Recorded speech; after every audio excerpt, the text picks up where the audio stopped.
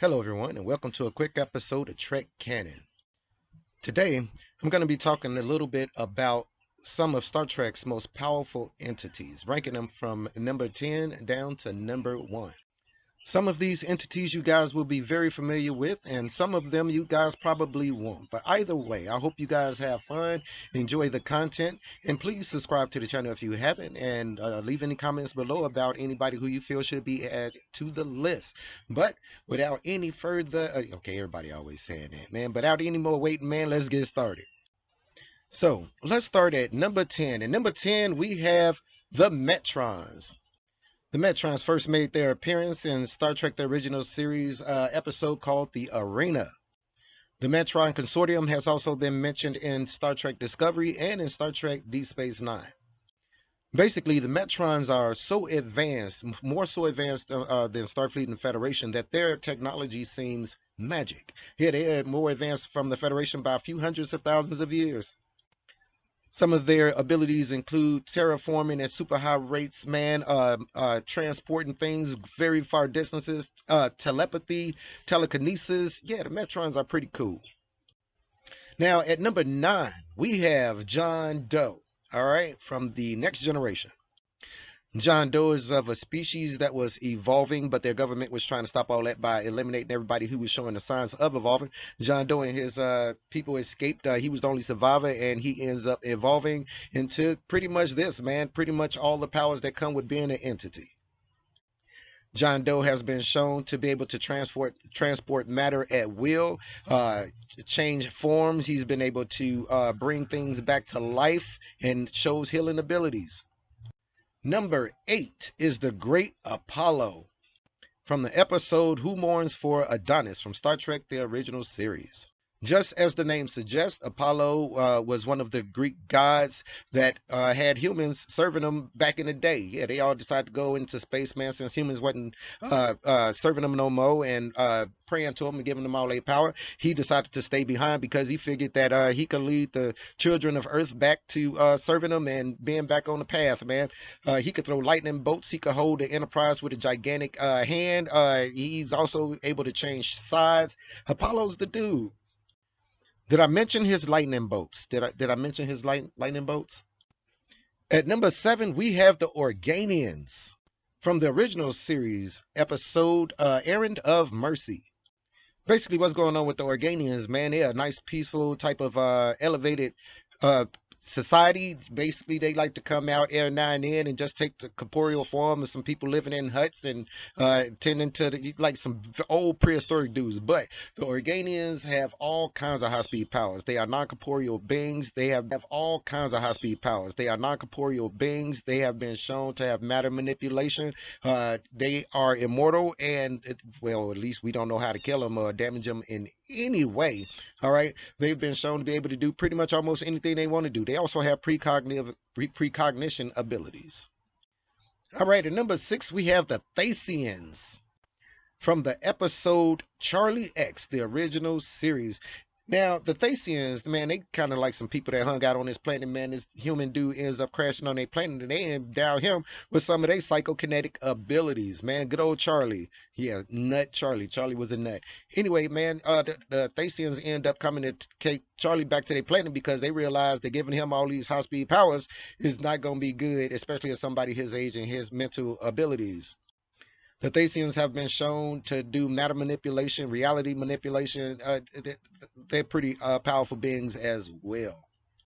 At number 5, we have the great villain Nagilum. Now, Nagilum is from the episode Where Silence Has Lease from Star Trek The Next Generation. And also, like I said, Nagilum ranks number 5 on my list of Star Trek's cosmic entities. Now, what's going on with Nagilum is Nagilum exists outside our universe. All right. Basically, he usually runs around with this pocket hole floating around and he traps vessels up inside it. Inside this pocket space, Nagilum is God. He can do pretty much anything he wants to do. I don't care what it is. If it's matter manipulation, reality manipulation, life death swapping, he's able to do anything he wants to do inside the vortex. Inside, he's also has been described as his intelligence and consciousness as being vast, so vast that people can't even really detect that that if it's a conscious, kind of like how Q is. At number 4, we have the Imp, Kevin Uxbridge. Yes, sir. Good old Kevin Uxbridge. Yeah, the Imp. Maybe I should call him a Dowd, though. He did say he was a Dowd and an Imp, if I remember correctly, but I like Imp. It sounds a lot better. Now, Kevin is from the Next Generation episode, The Survivors. Now, what's the thing about Kevin? The thing about Kevin is this, because he's a Dowd, he has Dowd abilities. And let me tell you what they are. Kevin can just think of some stuff, and whatever he thinks of happens. All right, I don't care how far away it is. Time and distance have nothing to do with the influence that Kevin has. Now, the only reason why Kevin isn't higher on this list is because Kevin hasn't been shown to be able to recreate life. He can approximate life. He can give it form and shape, general consciousness, but it's not true life. So that's why Kevin is where he is. But Kevin is pretty outstandingly strong. Don't sleep on Kevin. At number 3, we have the trickster Trelane. Yes, people, Trelane. Now, a lot of people think that Trelane is from the species of Q, and no, he really isn't. Their species is not listed. It really isn't. Their species is not listed. It's unknown in Star Trek, but it is definitely not Q. Now, Trelane is from the episode, the original series called The Squire of Gothos. And basically what's going on is that Trelane can move planets, all right? Now, we don't know if he was just redirecting the Enterprise, but according to the Enterprise navigation, it was going straight, and the planet just kept jumping in front of it, which means Trelane was moving planets. He has matter and reality manipulation as well, transportation. I don't know about teleportation though, because he never actually just snatched people up off the Enterprise, if I remember correctly. That's something that Q could easily do. But Trelane was a youngster in his species, and this is pretty much who they are, man. And let's get on to the next one. At number 2, we have Q of the Q Continuum, or the Q Continuum itself. All right, we don't need to get too much into Q, man. Q is basically Star Trek's version of God. All right, basically Q can do, or members of the Q Continuum can do pretty much anything they want. Time travel, matter manipulation, telekinesis, telepathy, vast knowledge, anything they want to do. All right, they are immortal unless they are killed by another Q. They can change shapes. Anything they want to do, they can do. That's the Q, man. Basically, in a nutshell, just think of them as Star Trek's God. And at number 1, the first slot, the most powerful entity in all of Star Trek, is the character Zero from the Q Continuum novels. Now, what can I say about Zero? If the Q are gods, then Zero is their better. All right. Basically, it took the whole continuum to bring down Zero. Zero had a few entities on his side. You could name him as the god of Shakari. You have the Guardian Forever participated in this battle. Like, it was quite a few heavy hitters that was in this battle trying to get rid of Zero. He hails from another dimension, all right, that kind of resembles Rural Pente and how it looks and in its climate, all right. The Q Continuum novels were awesome, and I believe, yes, they were canon.